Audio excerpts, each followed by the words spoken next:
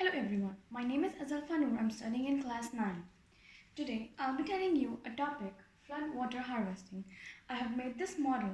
So this is the first physical model made, and then this topic is not yet invented.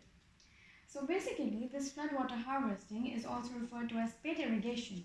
This is a method of informal irrigation using the floodwater of normally dry watercourse or river's bed.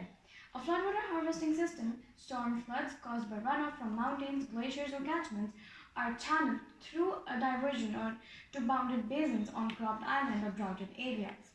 The diversion of floodwater is commonly a semi-arid and arid environment with extremely highly variable rainfall regimes. So basically, the principle of making this project is to help the people in need suffering from droughted areas.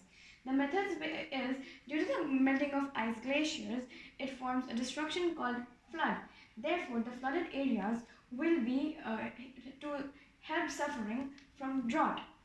In droughted areas, the underground chambers will be connected to a hand pump or a tube well.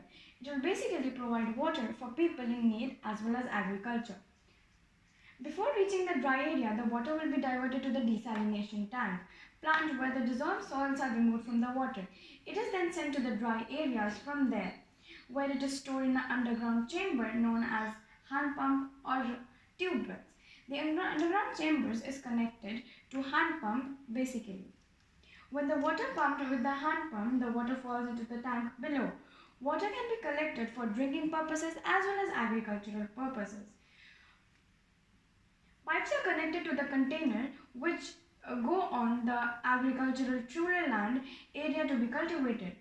The pipes are then further diverted into different directions to ensure that the water reaches all the plants as well as the houses for drinking purposes. The basic principle of harvesting is to capture precipitation and the melting of ice glacier in one area and transferring it to another, thereby to increase the amount of water available in the latter areas. Before going to the houses, it will be desalinated, and then there will be one more chamber for reducing the temperature. As it is glacier water, it will be cold and not useful for drinking as well as agricultural purposes. So we should have an idea of the amount of water that is coming. When we talk about the expenses of water, the underground expenses will be more, I agree, but the yearly expense will be reduced, which is done by the destruction of flood. There are people's life gone, even the houses. So if you you use the expenses once a time and then make this underground chamber so as to protect the areas from flood as well as the droughted areas. This basically works. Imagine this is the area where it is suffered by flood.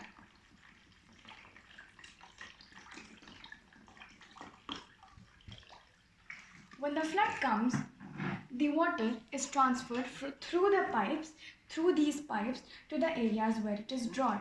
And then later, when these pipes are connected to the desalination tank, this salt water gets purified, ultra-filtered, and all the leftovers stay behind. Then it goes to the hand pump where you can use it for multiple purposes as drinking as well as agricultural purposes. The basic aim of this project is to prevent the larger amount of water as well as to help the people in need. Hope you all like this project.